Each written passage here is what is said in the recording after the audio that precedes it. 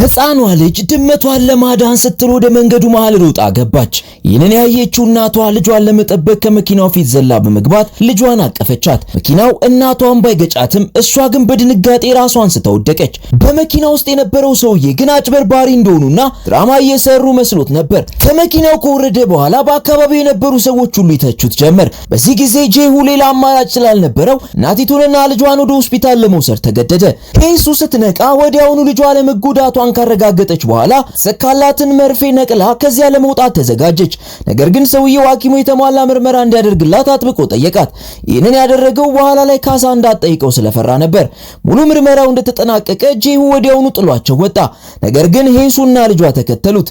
ጄሁ በእርግጠኛነት ልታጭበረብረውና ገንዘብ ልትጠይቀው ስለመሰለው እሷና ልጇን ወዲያውኑ ከመኪናው እንዲወርዱ ጠየቃቸው። ከዚያም በእጁ ያለውን ጥሬ ገንዘብ በሙሉ አውጥቶ ለሄሱ ሰጣት። ወደፊትም ከእርሱ ጋር ምንም አይነት ግንኙነት እንዳይኖራት አስጠነቀቃት። በተጨማሪም ጄሁ ሄሱን በልጇ ተጠቅማ ገንዘብ ለማጭበርበር መሞከር ነውር እንደሆነ ነገራት። ከዚያም በመኪናው እየተጣደፈ ጥሏቸው ሄደ። ሄሱ በጣም ግራ በተጋባ ፊት ብቻዋን ቀረች። ሄሱ ነጠላ እናት ነበረች። ባሏ ሲሞት ዕዳውን ብቻ ነበር ያወረሳት። ከባለዕዳዎች ለመደበቅ ልጇን ይዛ ከቦታ ቦታ ትደበቃለች። አሁንም ቢሆን ከክፉ አበዳሪዎች ለማምለጥ ስትል በጁ መኪና ውስጥ በድጋሚ ለመደበቅ ተገደደች። በዚያው ምሽት ሄሱና ልጇ ወደ ቤት ሲመለሱ ወዲያውኑ ንብረታቸውን ጠቅልለው ለመውጣት ተነሱ። በተመሳሳይ ሰዓት ጄሁ ስልክ ተደወለለት። ደዋያ ሰው እናቱ ራሷን ስታ ሆስፒታል መተኛቷን ነገረው። የጄሁ እናት ከባድ ህመም ላይ እንደነበረችና ህይወቷን ለማዳን የጉበት ንቅለ ተከላ ብቻ እንደሚያስፈልግ ታወቀ። በዚያው ቀን ሄሱ ወደ ቤት ስትመለስ አበዳሪው እየጠበቃት ነበር። ገንዘቡን አሁኑኑ ካልከፈለች እርምጃ እንደሚወስዱባት አስፈራራት። አበዳሪው ከመሄዱ በፊት የህፃኗን ብስክሌት ረግጦ ሰበረባት። በሚቀጥለው ቀን ሄሱ ከስራ ወደ ቤት ስትመለስ አበዳሪው እንደገና በሯ ላይ እየጠበቃት እንደሆነ ስትመለከት ልጇን ይዛ እስኪመሽ ድረስ ተደብቃ ቆየች። እስከ ምሽት ድረስም ወደ ቤት ለመመለስ አልደፈሩም።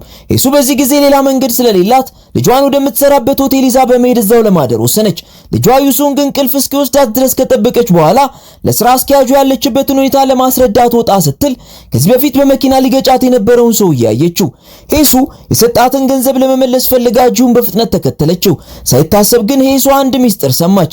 ጄሁ የታመመች እናቱን ለማዳን ጉበቱን መስጠት ፈልጎ ነበር። ነገር ግን የደም አይነቱ ስለማይዛመድ አልተሳካለትም። በመሆኑም ጄሁ የዚህን ምግብ ቤት ስራ አስኪያጅ እየጠየቀው ነበር። ስራ አስኪያጁ ጉበቷን ለመሸጥ ፈቃደኛ የሆነች ሴት እንዲፈልግለት ጠየቀው። በእነሱ ሀገር ሕግ ዝምድና ከሌለው የሰውነት አካል መለገስ አይቻልም። ስለዚህ ጄሁና ያቺ ሴት የውሸት ይጋባሉ። የዛኔ ጉበቷን መለገስ ትችላለች። ጄሁ ምንም ያክል ገንዘብ ቢጠየቅ ለመክፈል ተስማምቶ ነበር። ሄሱ በአሁኑ ሰዓት በዕዳ ተከባ በከፍተኛ ችግር ላይ ነበረች። ይህንን ያክል ከፍተኛ መጠን ያለው ገንዘብ ስትሰማ ወዲያውኑ ተመስጣ ሳታስበው ድምፅ አሰማች። ጄሁ ወዲያውኑ ሄሱን ተከተላት። በድብቅ የምትሰልለው ልጅ ያቺ በመኪና ሊገጫት የነበረች ሴት ትሆናለች ብሎ አልጠበቀም ነበር። በመጀመሪያ ጄሁ ሊቀጣት አስቦ ነበር። ነገር ግን እሷ ቶሎ ብላ እኔን አግባኝ የሚል ሐሳብ አቀረበችለት። ንግግሯ ጄሁን ግራ አጋባው። ወዲያውኑ ስራ አስኪያጁ ፓርክ ወደ እነሱ መጣ። እንዳያትም ሄሱ የምግብ ቤቱ አዲስ ሰራተኛ መሆኗን አወቀ። ሄሱ ጄሁን የዚህ ምግብ ቤት ባለቤት መሆኑን ካወቀች በኋላ ወዲያውኑ ልጇን በጀርባዋ አዝላ ከዚያ ቦታ ወጣች። በሚቀጥለው ቀን ጄሁ ወደ ስራ አስኪያጁ ፓርክ ቢሮ በመሄድ በአስቸኳይ የውሸት ጋብቻ አጋር እንዲፈልግለት ነገረው። በመጀመሪያው የሥራ ቀን ሄሱ በዋናው ሼፍ አድናቆት ተቸራት። በዚህ ጊዜ የተረጋጋ ስራ ያገኘች መስሏት ነበር። ብዙም ሳይቆይ ግን እነዚያ ወሮበላ አበዳሪዎች ወደ ምግብ ቤቱ መጡ። ሄሱን መሬት ላይ ከመዘረር አልፈው በምግብ ቤቱ ውስጥ ደበደቧት። በመጨረሻም ሼፉ ጣልቃ ገብቶ ወሮበሎቹን አስቆማቸው። ሄሱ ለሌሎች ሰዎች ችግር መፍጠር ስላልፈለገች በገዛ ፈቃዷ ስራዋን ለቀቀች። ሄሱ ከመሄዷ በፊት ጄሁ ቀደም ብሎ የሰጣትን የካሳ ገንዘብ ሙሉ መለሰችለት። ጄሁ ግን ሄሱን ጠርቶ አሁን ባላት ሁኔታ ገንዘቡን ባትመልስ የተሻለ እንደሆነ ነገራት። ችግሯን ተረድቶት ነበር። እሷ ግን የማንም ሰው ዕዳ እንዲኖርባት አልፈለገችም። ሄሱ ያሳየችው የጠንካራ አቋም ጄሁ ስለሱ ያለው አመለካከት እንዲለወጥ አደረገው። በመቀጠል የስራ አስኪያጁ ፓርክ ለጄሁ የውሸት ጋብቻ አጋር የምትሆን ሴት አቀረበለት። ነገር ግን ጄሁ ሴትዮዋን አልወደዳትም። ምክንያቱም አለባበሷና ሜካፓ በጣም አስቂኝ ነበር። ስራ አስኪያጁ ፓርክ እድሜዋን ሲሰማ ራሱን ሊሰጥ ጥቂት ነበር የቀረው። ሴትዮዋ የ46 ዓመት ጎልማሳ ነበረች። የጄሁን እናት ለማከል ጥቂት ዓመት ብቻ ነበር የቀራት። ወደ ውጭ ሲወጣ ጄሁ ሳቁን መቆጣጠር አልቻለም። ስራ አስኪያጁ ያመጣለት በፍጹም የማትሆን ሴት ነበረች። ሐኪሙ ሁለቱም ባልና ሚስት ናቸው ብሎ ለማመን እንደሚከብደው አሰበ። ጄሁ በሐዘን ተውጦ መጠጥ ቤት ውስጥ ተቀምጦ እያለ ድንገት ኪስ ውስጥ የነበረውን ሄሱ የመለሰችለትን ገንዘብ አወጣ። ሄሱ እኔን አግባኝ ያለችውንም በዚያው አስታወሰ። ነገር ግን በዚህ ጊዜ ሄሱ በዕዳ ምክንያት የመኖሪያ ቤት አልባ ልትሆን እንደሆነ አላወቀም ነበር። ላለፉት ጥቂት ወራት የቤት ኪራይ መክፈል አልቻለችም። በዚያም ምሽት ሄሱ ልጇን ለመውሰድ ወደ ደጓ የቤት አከራይ ቤት ሄደች። ነገር ግን ወደ ውስጥ ስትገባ ዩሱንግን አጣቻት። ልጇን ፍለጋ በእብደት እያንዳንዱ ቤት ፈለገቻት። በመጨረሻ ዩሱንግ በድንገት የፓይ ኬክ ይዛ መጣች። ከላዩ ላይ የሻማ ቅርጽ ያለው ወረቀት ነበረው። ዩሱንግ እናቷ አዲስ ስራ በማግኘቷ እንኳን ደስ ያለሽ ለማለት ፈልጋ ነበር። ምንም እንኳን ኬኩ ትንሽ ቢሆንም ዩሱንግ እናቷ መጀመሪያ እንድትበላ ጠየቀች። እሷ በእውነት ታዛዥና አስተዋይ ልጅ ነበረች። ነገር ግን ዩሱንግ ይበልጥ አስተዋይ በሆነች ቁጥር የሄሱ ልብ በሐዘን ይሰበር ነበር። ከእንቅልፍ አልባ ምሽት በኋላ ጂሁ በመጨረሻ ውሳኔ ላይ ደረሰ። በሄሱ የቅጥር ማመልከቻ ላይ ያለውን አድራሻ በመጠቀም ወደ መኖሪያ ቤቷ ሄደ። ጂሁ የምትኖርበት ቦታ ሲደርስ የቤት አከራይዋ ጂሁን ዕዳ ሊሰበስብ የመጣ አበዳሪ መስሏት አባረረችው። ነገር ግን ጂሁ ብዙም ሳይርቅ ሄሱ የትርፍ ጊዜ ስራ ስትሰራ አያት። አንድ ማስታወቂያ ትኩር ብላ ያየች ነበር። ይዘቱም በመጠጥ ቤቶች ውስጥ የሚያስተናግዱ ሴቶችን መመልመል ሲሆን የ1000 ዩዋን ክፍያው ሄሱን ሳባት። ስትዞር ከጂሁ ጋር ተገጣጠሙ። ሄሱ በጣም ደነገጠች። ጂሁ ብዙ አላወራም። በቀጥታ ወደ ምግብ ቤት ወሰዳትና ስለ ውሸት ጋብቻው መደራደር ጀመሩ። ጂሁ ይህ ነገር አደገኛ መሆኑን በግልጽ ነገራት። በሌሎች ሰዎች ጥቆማ ቢደረግባቸው ወደ እስር ቤት ሊገቡ እንደሚችሉ አስጠነቀቃት። ከዚያም ሄሱ የደም አይነቷ ከእናቱ ጋር መዛመድ እንደሚችል ምርመራ እንድታደርግ ሐሳብ አቀረበ። ሄሱ ግን ለማሰብ ጊዜ እንደሚያስፈልጋት ተናገረች። ነገር ግን እንደ ጂሁ ያሉ ሀብታም ሰዎች ለሌሎች ክብር የላቸውም። ሄሱ ያመነታችው ዋጋ ለመጨመር ፈልጋ መሰለው። እውነታው ግን እያመነታች ያለችው ስለ ልጇ እያሰበች ስለሆነ ነበር። የጂሁ አስተሳሰብ ደግሞ በጣም አበሳጫት። እሷ ምንም እንኳን ድሃ ብትሆንም የራሷ ኩራትና ክብር ነበራት። ስለሆነም የጂሁን ጥያቄ ውድቅ አድርጋ በንዴት ጥላ ወጣች። ሄሱ ልዩ ልዩ ስራዎችን እየሰራች ቀኗን መግፋቷን ቀጠለች። የዕዳ ሰብሳቢዎቹ አልፎ አልፎ እሷን ማስጨነቃቸውን አላቆሙም ነበር። እንዲያውም ሰማይ በሄሱ ጣፈንታ ላይ መጫወት የጀመረ ይመስላል። ቀደም ሲል ከደረሰባት አደጋ የተደረገላት የሕክምና ምርመራ ሄሱ የአንጎል እጢ እንዳለባት የሚያሳይ ሆነ። ከቀዶ ጥገና በኋላም ቢሆን የመዳን ዕድሏ በጣም ዝቅተኛ መሆኑን አወቀች። በዚህ ጊዜ ሄሱ መላው ሰማይ በላይዋ ላይ የተደረመሰ ያክል ተሰማት። አጠገቧ የነበረችው ልጅ መሬት ላይ ስትወድቅ አየች። ያ ትዕይንት ባለችበት እንድትቆምና መንቀሳቀስ እንዳትችል አደረጋት። ጂሁ ሄሱን በድጋሚ ለማግኘት ቢሞክርም እሷ ግን ፈቃደኛ አልሆነችለትም። በዚህም በጣም ተቆጥቶ ባለበት ወቅት ከሆስፒታል ተደውሎ የእናቱ ህመም እየተባባሰ መሆኑን ተነገረው። ጂሁ ምን ማድረግ እንዳለበት ግራ በገባው ሰዓት ሄሱ ራሷ ፈልጋው መጣች። ሄሱ የአንጎል እጢ እንዳለባትና ብዙም እንደማትኖር ካወቀች በኋላ ልጇ ስታድግ እንዳትቸገር ጥሩ ገንዘብ ትታላት መሄድ ፈልጋለች። በመሆኑም ሄሱ ከጂሁ ጋር የውሸት ጋብቻውን ለመመስረት ወሰነች። ከዚያም ለእናቱ ጉበቷን ለመለገስ ተስማማች። ጂሁም ልጇ ራሷን እስከምትችል የሚበቃ ከፍተኛ መጠን ያለው ገንዘብ ለመክፈል ከሄሱ ጋር ተስማማ። ከዚያ በኋላ ጂሁ ሄሱን ለምርመራ ወደ ሆስፒታል ወሰዳት። በዚህ ጊዜ አጠገባቸው የነበረች ነርስ ሄሱ ከታካሚዋ ጋር ምን አይነት ዝምድና እንዳላት ጠየቀች። ጂሁ ሄሱ ሚስቱ እንደሆነች በፍጥነት አስረዳ። በቀጣዩ ቀን ሄሱ ወደምትታከምበት ሐኪም ቤት ሄደች። በአሁኑ ወቅት ከፍተኛ የሕክምና ክፍያ መክፈል ስለማትችል የአንጎል እጢ ሕክምናውን ለጥቂት ወራት ማዘግየት እንደምትፈልግ ነገረቻቸው። በእውነቱ ሄሱን ያሳሰባት የሕክምናው ሂደት የጉበት ልገሳዋን እንዳያስተጓጉልባት ስለፈራች ነበር። በዚያ ምሽት ጂሁ ሄሱን እንዲገናኙ ቀጠራት። ከዚያም የመጀመሪያ ቅድመ ክፍያዋን ሰጣት። ቀሪውን ደግሞ ቀዶ ጥገናው እንድትጠናቀቅ እንደምትቀበል ነገራት። የምርመራ ውጤቱም ሄሱና የጂሁ እናት የደም አይነት ሙሉ በሙሉ እንደሚስማማ የሚያሳይ ነበር። ነገር ግን እሷ ስለ አንጎል እጢዋ ትጨነቅ ነበር። ለልጇ ወደፊት ሕይወት ስትል ግን ይህንን እውነታ ለመደበቅ ተገደደች። ጋብቻው የእውነት እንዲመስል ጂሁ ሄሱን የሰርግ ፎቶግራፍ ለማስነሳት ወሰዳት። ከዚያም ወደ ሬስቶራንቱ ተመልሳ እንድትሰራ አደረጋት። ከዚያም ወዲያው ስራ አስኪያጁ ፓርክ ስለ ጂሁ የሚገልጹ ሰነዶችን ለሄሱ ሰጣትና ሁሉንም ነገር በቃሏ እንድታጠና አዘዛት። ጂሁ በአጋጣሚ በዛ ሲያልፍ ሄሱ የሱን ሰነዶች ይዛ አገኛት። እሷም ደጋግማ ፎቶ ታነሳ ነበር። ሌላው ቀርቶ ሄሱ በስራ ባልደረቦቿ ፊት ጮክ ብላ ታነብ ነበር። ጂሁ የዚህን ያክል ሞኝ መሆኗን ማመን አልቻለም። ከዚያ በኋላ ሌሎች ሰራተኞችን አስወጥቶ ሄሱን ጠራት። እሷ ግን አሁንም በየዋህነት የጂሁ የእንግሊዘኛ ዩኒቨርሲቲ የትኛው እንደሆነ ጠየቀችው። እሱ ግን ስለሱ የሚገልጹ ሰነዶችን በሰው ፊት ሁለተኛ እንዳታነብ አስጠነቀቃት። በዚህ ጊዜ ሄሱ ስህተቷ ገባትና ይቅርታ ጠየቀች። በዚያ ምሽት ጂሁ ሄሱን ወደ ክፍሉ ጠራት። እሷ ግን እምቢ አለችው። ሄሱ በመጋዘን ውስጥ የምታርፍበት ጥግ አግኝታ ስለነበር ያ ቦታ ለሷና ለልጇ ለማረፊያነት በቂ እንደሆነ ገለጸችለት። ከዚያ በኋላ ሄሱና ጂሁ የግል መረጃዎችን ለመለዋወጥ አብረው ተቀመጡ። የራሳቸውን የፍቅር ታሪክን በጋራ ፈጠሩ። በመቀጠል ጂሁ በቅንጦት መኪናው ሄሱን ወደ ቤቱ ወሰዳት። በዚህ ጊዜ የጂሁ እናት ምራቷ ጉበቷን ለመለገስ መስማማቷን ከነርሷ ሰማች። የጂሁ እናት ይህንን ስትሰማ ልጇ መቼ እንዳገባ ግራ መጋባት አላቆመችም ነበር። ልክ በዚያን ጊዜ ስራ አስኪያጁ ፓርክ ለጂሁ እናት አበባ ይዞ ሊጠይቃት መጣ። እሷም ብዙ ጥያቄዎችን ጠየቀችው። ስራ አስኪያጁ ፓርክ የሁለቱን የተቀነባበረ የፍቅር ታሪክ ነገራት። ጂሁም እናቱን የእውነት ባለትዳር መሆኑን እንዴት እንደሚያሳምናት እያሰበ ባለበት ወቅት በድንገት ከውጭ የጩኸት ድምፅ ሰማ። ጂሁ በሩን ሲከፍት የሄሱ ልጅ ውጭ ገመድ እየዘለለች ነበር። ዩሱንግ አንድ ጊዜ እናቷን በመኪና እንደገጫት ስለምታስብ ጂሁን በጣም ትጠላው ነበር። በዚህ ጊዜ ሄሱና እሷን ለማገዝ የመጣው ወንድ የሥራ ባልደረባዋ ከክፍሉ ወጡ። ጂሁን በቅናት ስሜት ለሰራተኛው የክፍል የሄሱ ክፍል ብቻ ስለሆነ ከዚህ በኋላ እንዳይገባ አስጠነቀቀው። ልጁ ሊያስረዳው ሲሞክርም ሄሱ ነገሮች እንዳይወሳሰቡ ፈርታ አስቆመችው። አጠገቧ የነበረችው ዩሱንግ በውሃ እየተጫወተች ሳይታሰብ የውሃ ማስተላለፊያውን በቀጥታ ወደ ጂሁ አዙራ ውሃ ረጨችው። ጭራሽ ጂሁን አንተ መጥፎ አጎት እያለች አሾፈችበት። አኩርፋም ሮጠች። በሆስፒታል ውስጥ የጂሁ እናት በፍጹም ሰላም ሊሰማት አልቻለም። ስልኳ እንደተበላሸ በመዋሸት ከነርሷ የምራቷን ስልክ ቁጥር ማግኘት ፈለገች። ሄሱ በስራ ላይ ያለ ከጂሁ እናት ስልክ ተደወለላት። ሄሱ አማቷ ልታገኛት እንደምትፈልግ ካወቀች በኋላ በጣም ግራ ተጋባች። እርዳታ ለማግኘት በፍጥነት ለጂሁ ደወለችለት። እሱ ግን በሚያሳዝን ሁኔታ ጠቃሚ ስብሰባ ላይ ስለነበር ስልኩን ዘግቶት ነበር። ሄሱ ሌላ አማራጭ ስላልነበራት ልጇ እንድትንከባከብላት የቅርብ ጓደኛዋን ደውላ ጠራቻት።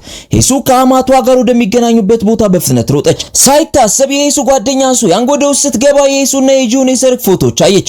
ዩሱንግም ተከትላት በጉጉት ፎቶውን አየች። በፎቶ ላይ ያሉት እናቷና ጂሁ መሆናቸው ማወቀች። ሱያንግ ለዩሱንግ ከመዋሸት ውጭ አማራጭ አልነበራትም። ይህ ሄሱና የጂሁ እናት ለመጀመሪያ ጊዜ የተገናኙበት ጊዜ ነበር።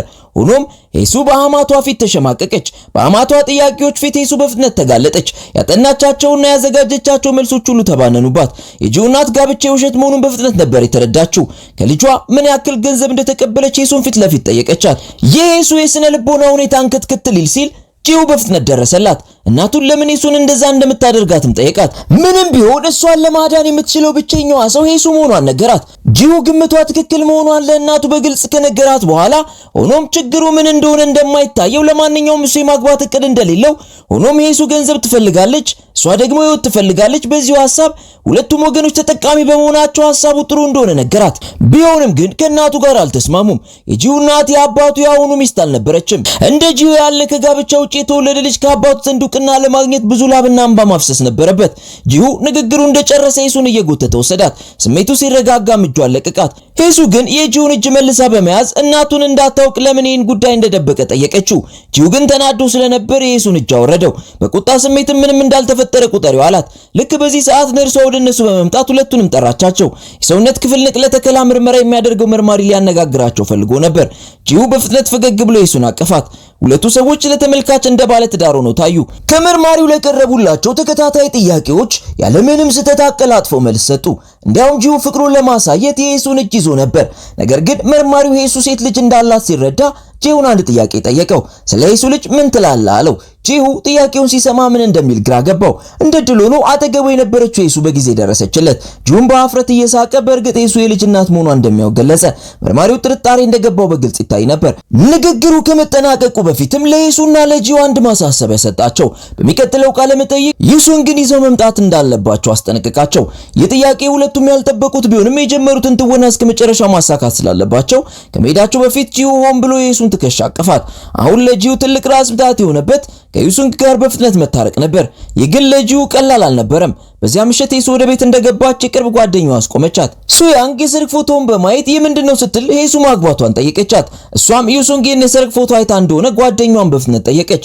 ሱያንግም ዩሱንግን በሌላ ነገር ለማዘናጋት ምክንያት ማግኘቷን ነገረቻት።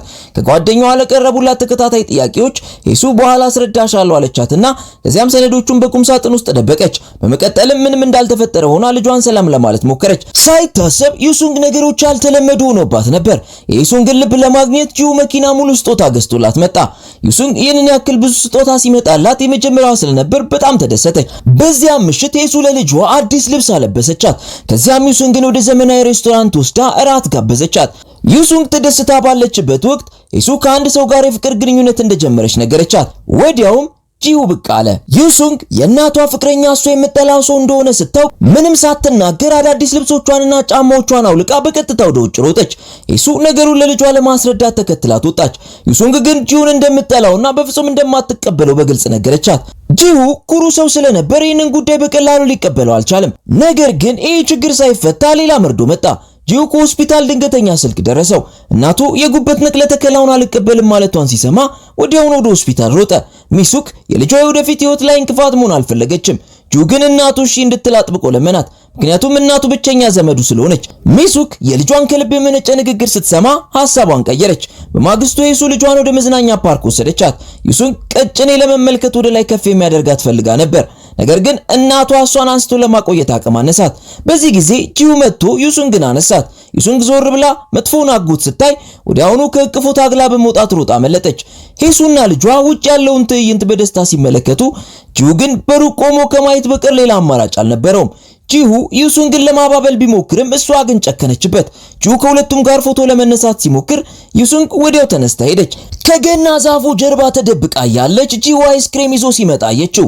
እሷ ግን ያመጣላትን አይስክሬም ካየችው በኋላ መታጣለችው። ዩሱንግ ይህንን ሁሉ የምታደርገው የእናቷን ፍቅር እንዳታጣ በመፍራት ነበር። እናቷን እቅፍ አድርጋ እናቴ እንዳትተኝ እያለች በከፍተኛ ድምፅ አለቀሰች። ዩሱም ልጇን ለማረጋጋት ይዛት ሄደች። ጂሁ ብዙ ፊኛዎችን ይዞ ሲመለስ ዩሱና ዩሱንግ ከሄዱ ቆይተው ነበር። በዚህ ጊዜ ጂሁ በዚያው መዝናኛ ፓርክ ውስጥ ከእናቱ ጋር የተለያየበትን ዓመት እያስታወሰ በሐዘን ቆዘመ። በወቅቱ እናቱ ጂሁን ወደ አባቱ ቤት ልትወስደው ፈልጋ ነበር።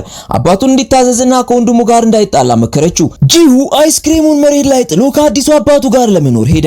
ነገር ግን ጂሁ በቪላው ውስጥ ካለው የቅንጦት ህይወት ጋር መላመድ አልቻለም። ወለል ላይ አንጥፎ በመተኛቱ በአባቱ ሚስት ያልተማረ ተብሎ ይተች ነበር። ጂሁ እናቱን ለመፈለግ ተደብቆ ወጣ። ከእናቱ ቤት መስኮት ስር ሆኖ ጠጠር ቢወረውር መልስ አላገኝም። በመጨረሻም የአምቡላንስ ድምጽ ሰማ። ጎረቤቶች እናቱ ራሷ እንዳጠፋችና የሌላ ሰው ውሽማ ነበረች የሚል ወሬ ሲያወሩ ሰማ። ጂሁ አምቡላንሱን ተከትሎ የእናቱን ስም እየጠራ በጩኸት ሮጠ። እናቱን ለሁለተኛ ጊዜ እንዳያጣት ፈርቶ ነበር። ከትዝታ መልስ በፊኛዎቹ አጠገብ ተቀምጦ መንገድ ዳር አይስክሬሙን ብቻውን በላ። ወደ ቤት እየተመለሱ ሄሱ ለልጇ ከጂሁ ጋር መሆን አልችልም ስትል ጠየቀቻት። ዩሱንግም ወዲያው እንደማትችል ነገረቻት። እናቷ በመጥፎ አጎት እንዳትቀይራት ስለፈራች እጇን አጥብቃ ይዛት ተኛች። ወደ ቤት ከተመለሱ በኋላ ሄሱ ለልጇ ልብስ እንዴት እንደሚታጠፍ አስተማረቻት። እሷ በዚህ ዓለም ላይ በማትኖርበት ጊዜ ልጇን የሚንከባከባት እንደማይኖር እያሰበች ልጇ ራሷን እንድትችል ተመኘች። ዩሱንግ ግን እናቷ ከጂሁ ጋር ለመኖር ብላ ልትተዋት እንደሆነ በተሳሳተ መንገድ ተረዳች። በማግስቱ ሄሱ ወደ ጓደኛዋ ሱያንግ ዘንድ በመሄድ ስለ ውሸት ጋብቻ ሁሉንም ነገር ነገረቻት። ጓደኛዋንም ለጋብቻው ምስክር እንድትሆን ጠየቀቻት። ሱያንግ ግን አብደሻል እንዴ ስትል ጮኸችባት። ምክንያቱም የጉዳይ ከታወቀ ሄሱን ወደ እስር ቤት ያስገባታል። በዚያን ጊዜ ዩሱንግ ምን ትሆናለች? ሄሱ አደጋውን ብታውቅም የቀራት ጊዜ አጭር ነበር። ፍላጎቷ ለልጇ ብዙ ገንዘብ ትታላት መሄድ ብቻ ነው። ጓደኛዋም እንድትረዳት ተማጸነቻት። ሱያንግም በጓደኛዋ ዕጣ ፈንታ ያዘነች ልትረዳት ተስማማች። በእለቱ ሚሱክ ልጇን ፍለጋ ወደ ሬስቶራንቱ ሄዳ ሄሱ እዚያው እንደምትሰራ ወቀች። ይህ ነገር ሞኝነት መስሎ ተሰማት። ሚሱክ ጋብቻውን በሕግ ለማፍረስ ጠበቃ እንደምትፈልግ ነገረቻት። ሄሱ ውሃ ይዛ እስክትመለስ ድረስ ሚሱክ ከዚያ ወጣ ነበር። ሄሱ አማቷ ህመሟ ልጇን እንዳያሳቅቅባት በማሰብ ራሷን ለማጥፋት መፈለጓን ስላወቀች ጃንጥላ ይዛ ተከተለቻት። ወደ ተጨናነቀው መንገድ ቀጥ ብላ ስትገባ እንደ ድል ሆኖ ሄሱ ደርሳ አማቷን ወደ ኋላ ሳበቻት። ሚሱክ ህይወቷን ሙሉ ልጇን ስታሰቃየው እንደኖረችና ከእንግዲህ ለጂሁ ሸክም መሆን እንደማትፈልግ እያለቀሰች ነገረቻት። ከዚያም ሄሱን ገፍታ በመጣል ወደ መንገዱ መሃል ሮጠች። ሄሱ ግን በፍጥነት ተነስታ ሚሱክን ገፍታ አዳነቻት። ሚሱክ ግን አሁንም ሞቷ መፈለግ ቀጥላለች። ሄሱ ግን አጥብቃ አቀፈቻትና መሞት ከፈለግሽ አብሬሽ እሞታለሁ አለቻት። እውነታው ግን ሄሱ መሞት አትፈልግም ነበር። እባክሽ በህይወት ለመኖር ሞክሪ፣ ህይወት ምንም ያክል በስቃይ የተሞላ ቢሆን ዋጋው ውድ ነው በማለት መሬት ላይ ተንበርክካ ተማጸነቻት። ይህንን ትዕይንት ጂሁ ተመለከተ። ሄሱ እናቱን እንዳትሞት ስትለምናት ሲያይ ልቡ በሐዘን ተሰበረ። በመጨረሻም ጂሁ እናቱን ወደ ሆስፒታል መልሶ ወሰዳት። ሊወጣ ሲል ሄሱ በዝናብ ርዕሳ አያት። ጂሁ ካፖርቱን ሊያለብሳት ቢሞክርም ሄሱ ግን እምቢ በማለት ብቻዋን ጥላው ሄደች። ወዲያውኑ ጂሁ መኪናውን እየነዳ ተከተላት። በትዕግስት ቶሎ ብላ መኪና ውስጥ እንድትገባ መከራት። ጂሁ ወዲያውኑ የመኪናውን ማሞቂያ በደንብ ጨመረው። ካፖርቱንም አውልቆ ለሄሱ አለበሳት። በተጨማሪም ዩሱን ግን ወደ ቃለ መጠይቁ ስለመውሰድ ካሁን በኋላ እንዳትጨነቅ እሱ ራሱ መፍትሄ እንደሚያገኝ ነገራት። በዚህ መሃል ዩሱንግ ጉጉት ስላደረባት እናቷ በቁም ሳጥን ውስጥ ደብቀው የነበረውን ፎቶ አውጥታ ተመለከተች። ከዚያም የእናቷንና የጂውን ፎቶ ይዛ ከቤት በድብቅ ወጣች። በቁጣ ስሜትም ፎቶውን ቀደደችው። ወዲያው ግን ጂው አገኛትና ምን እያደረገች እንደሆነ ጠየቃት። ዩሱንግ እሱን ስታይ በፍጥነት ከዚያ አካባቢ ሮጠች። ሁለቱ መጨቃጨቅ ጀመሩ። ዩሱንግ የተቀደደውን ፎቶ በጂው ላይ በቁጣ ወረራበት ሮጠች። ጂው ሊከተላት ሲል ግን አንዲት ዘመናዊ ሴት ጠርታ አስቆመችው። ሴቲቱ መነጽሯን አውልቃ መሬት ላይ የወደቀውን ፎቶ ተመለከተች። ሄሱ በፍጥነት ፎቶን አንስታ ልጇ በቸልተኝነት ፎቶ እንደቀደደችው በመግለጽ ወደ ልጇ ሮጠች። ይህች ዘናጭ ሴት የጂው የቀድሞ ፍቅረኛ ነበረች። ሁለቱ ሰዎች በውጭ ሀገር ትምህርት ላይ ያሉ ይዋደዱ ነበር። አራያን የድሮ ፍቅሯን ለመመለስ ፈልጋ ነበር ወደዚህ የመጣችው። ሆኖም ጂው አሁን ለሷ ምንም ግድ አልነበረውም። ይልቁንም የሚያስበው ስለ ነገው የሆስፒታል ቃለ መጠይቅ ብቻ ነበር። ጂሁ ከመሄዱ በፊት ለአራያን ከዚህ በኋላ ልትፈልግኝ እንዳትመጪ በማለት በጭካኔ ነገራት። በፓርኩ ውስጥ ሄሱ ልጇን ለማረጋጋት ሞከረች። ጂሁ ንግግሩ ትንሽ ቢሻክርም በእውነቱ ግን መጥፎ ሰው እንዳልሆነ ነገረቻት። እንዲያውም ጂሁ በጣም ደግና ለስላሳ ልብ ያለው ሰው እንደሆነ፣ እሱ ልክ እንደ ድመት እንደሆነና የሚጮኸውም ስለሚፈራ ብቻ እንደሆነ አስረዳቻት። ከዚያም ጂሁ የድመት ድምጽ እያሰማ በምልክት ሊያሳያት ሲሞክር ዩሱንግ ሳቀች። ዩሱንግ የእናቷን ንግግር ከሰማች በኋላ ሐሳቧን እንደተረዳች ገልጻ አሁንም ግን ጂሁን እንደማትወደው ነገረቻት። የቃለ መጠይቁ ቀን ደርሷል። ጂሁም ዩሱንግ አትተባበረኝም ብሎ ተስፋ መቁረጥ ጀምሯል። ስለዚህ ቃለ መጠይቁን ለብቻው ለማድረግ መርማሪውን ለመጠየቅ ወሰነ። በማግስቱ ማለዳ ሄሱ ልጇን ወደ ቀብር ቦታ ይዛት ሄደች። እየተመለሱ እሷ ራሷ ልጇን ጥላ የምትሄድበት ጊዜ ቅርብ እንደሆነ እያሰበች እንባዋ ዝም ብሎ ይፈስ ጀመር። ዩሱንግ ይህንን አይታ የእናቷን እንባ ጠረገችላት። ዩሱንግ እናቷ በአንድ ወቅት አባትሽ ከሰማይ ሆኖ ሁለታችንንም ያየናል ያለቻትን አስታውሳ እናቷ ስታለቅስም ሆነ የእሷ ጥርስ ሲረግፍ አባቷ ያያቸው ስላልሆነ አባቷን ምንም እንደማይናፍቃት ነገረቻት። ከዚያም ባልተጠበቀ ሁኔታ ዩሱንግ እናቷ ከጂው ጋር እንድትጋባ በድንገት መስማማቷን ገለጸች። እሷን ተክቶ እናቷን የሚጠብቅላት ሰው እንዲኖርም ፈለገች። ዩሱንግ በእርግጥ አስተዋይ ልጅ ነበረች። በዚሁ ሰዓት ጂው ከመርማሪው ጋር እየተነጋገረ ቃለ መጠይቁም ሊከሽፍ ደርሶ ነበር። ነገር ግን ዩሱ ልጇን ይዛ በወቅቱ ከቻለች። ዩሱንግም ከጂው ጋር በመተባበር እሷ አባቷ እንደሆነ በንቃት መሰከረች። በዚህም ሁለቱ ሰዎች የመርማሪውን ፈተና በስኬት አለፉ። በዚያ ምሽት ምግብ ቤቱ በጣም ስራ በዝቶበት ነበር። ስለዚህ ሄሱ ልጇን ለመውሰድ ጊዜ ማግኘት አልቻለችም። የቅርብ ጓደኛዋ ጋር ደወለች። ነገር ግን እንደ አጋጣሚ የሱ ያንግ እናት ልደት ቀን ስለነበር እሷም ጊዜ አልነበራትም። ሄሱ ምን ማድረግ እንዳለባት ግራ በገባት ሰዓት ጂሁን ያግዛለሁ አላት። እንዲያውም ስራዋ ላይ እንድታተኩርና ሐሳቧ እንዳይበታተን ነገራት። ዩሱንግ ለውስዳት የመጣው ሰው ጂሁ መሆኑን ስታይ ግን ደስ አላላትም ነበር።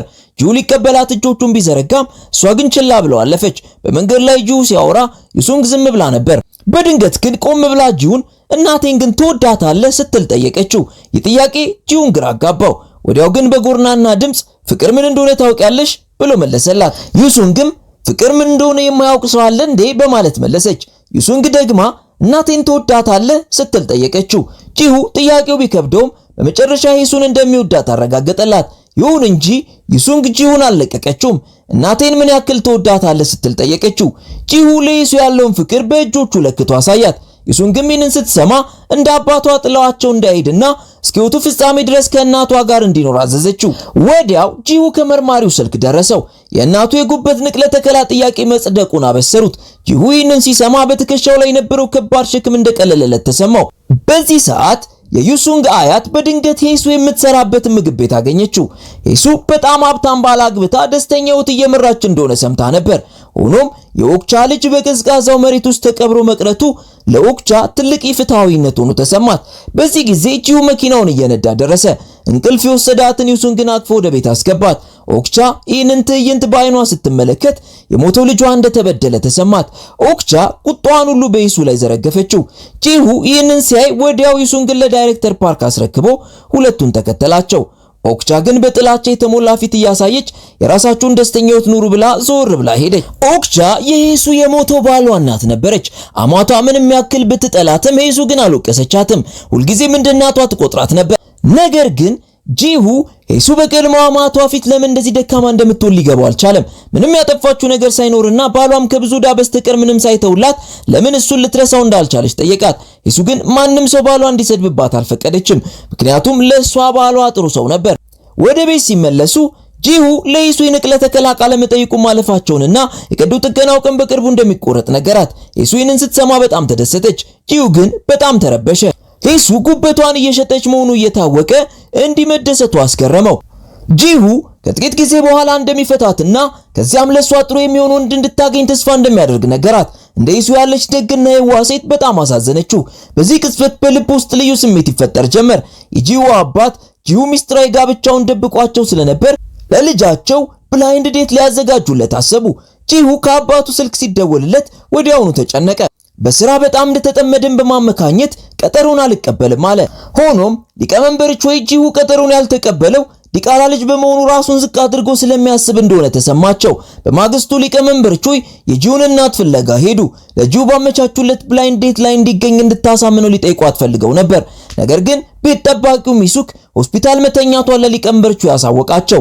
ስለዚህ ሊቀመንበሩ ወደ ሆስፒታል ለመሄድ አሰቡ። በአጋጣሚ ሄሱም ለሚሱክ የአሳ ሾርባ ይዛ መጣች። ጂሁ ሆስፒታል ሲደርስ አባቱን ከርቀት አያቸው። በፍጥነት እየሮጠ ሄደ። ነገር ግን የሊፍቱ በር ተዘጋበት። ሄሱ ለሚሱክ ሾርባውን በጥንቃቄ ቀዳችላት። ሐኪሙ ምርመራ ለማድረግ በመጣበት ወቅት የሚሱክን መልካም ምራት ከማሞገስ አልተቆጠበም። ለአማት ጉበትን መለገስ ቀላል ነገር እንዳልሆነም ገለጸ። አክሎም ሚሱክ እንዲያለች ደግ ምራት ማግኘቷ በእውነት በረከት እንደሆነም ተናገረ። ይህ አረፍተ ነገር በድንገት በሊቀመንበር ቾይ ጆሮ ደረሰ። ጂሁ በፈጣን ሁኔታ ተከትሎ ቢመጣም ነገር ግን ዘግይቶ ነበር። ሚስጥራቸው ሊጋለጥ ሲቃረብ ሚሱክ በረጋ መንፈስ ሐኪሙን አሰናበተችው። ከዚያም ሄሱ ታታሪና ደግ ስለሆነች የግል ተንከባካቢዋ እንደሆነች በመናገር ዋሸች። በዚህ ምክንያት በሆስፒታል ውስጥ ያሉ ሰዎች ሁሉ ሄሱ የሚሱክ ምራት እንደሆነች አድርገው በቀልድ እንደሚጫወቱ አስረዳቻቸው። ሆኖም ሊቀመንበር ቾይ በቀላሉ የሚታለሉ ሰው አልነበሩም።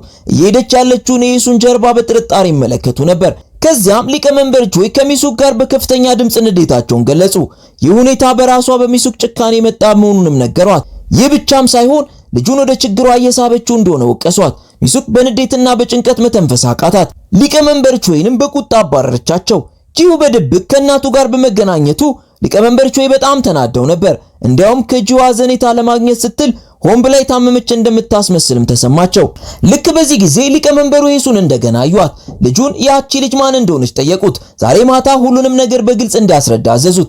ሄሱ ወደ ክፍሉ ተመልሳ መሬት ላይ የወደቁትን ስብርባሪዎች አጸዳች። ሚሱክ እቅዳቸው በሊቀመንበሩ የታወቀ ስለመሰላት በጣም ተጨንቃ ነበር። ጂሁ ግን ሁሉንም ነገር በራሱ መንገድ እንደሚፈታውና እናቱ መጨነቅ እንደሌለባትና እንድታርፍ ነገራት። ነገር ግን ጂሁ አባቱ የሚሱክን በሽታ በድብቅ እያጣሩ መሆኑን አላወቀም። በዚያ ምሽት ጂሁ ወደ ቤት ሲመለስ ሊቀመንበር ቾይ ስለ ሄሱ በቀጥታ ጠየቁት። ሳይታሰብ ጂሁ እሷ የሴት ጓደኛው መሆኗን በግልጽ አመነ። ይህ ሊቀመንበር ቾይን በእጅጉ አስገረማቸው። ጂሁ በቅርቡ ሄሱን ለአባቱ በይፋ እንደሚያስተዋውቅ ነገራቸው። ነገር ግን ሊቀመንበሩ መታገስ አልቻሉም። ነገውኑ ጂሁ የሴት ጓደኛውን ለራት ወደ ቤት እንዲያመጣ ታዘዙት። ይህ ጂሁ ፈጽሞ ያልጠበቀው ነገር ስለነበር ተደናገጠ። ሊቀመንበር ቾይም የልጁን ግራ መጋባት ሲያዩ ራሳቸው ሄደው ሄሱን እንደሚያገኙት ነገሩት። ሄሱ ግን በምግብ ቤት ውስጥ ረዳት ምግብ አብሳይ ብቻ ነበረች። ከዚህም በላይ የ7 ዓመት ልጅ ያላት ነጠላና ስትሆን የላቀ ትምህርትም ሆነ ሀብት አልነበራትም። የባላባት ቤተሰብ ወይዘሮነት ግርማ ሞገስም አልነበራትም። ይህንን ፈተና በስኬት ለማለፍ ጂሁ የሄሱን ገጽታ ለመለወጥ ወሰነ። ወደ ታዋቂ የፋሽን ልብስ መሸጫ ሱቅም ወሰዳት። በቀጣይ ምን ይፈጠራል? ቀጣዩ ፓርት እንደተለቀቀ ወደ እናንተ እንዲደርስ በመጀመሪያ ፔጁን ሰብስክራይብ አድርጉ። በመቀጠልም ፓርት 2 ብላችሁ ጻፉ። ሁሌም ምርጥ ለእናንተ ቤስት ሙቪስ ሪካፕ። ይመቻችሁ።